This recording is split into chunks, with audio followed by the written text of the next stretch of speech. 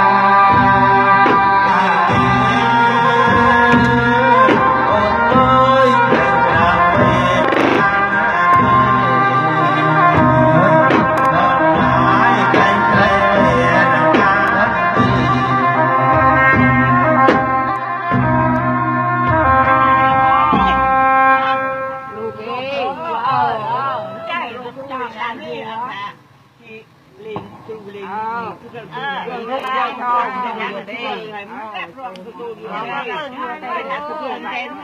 Gõ để không bỏ lỡ những video hấp dẫn.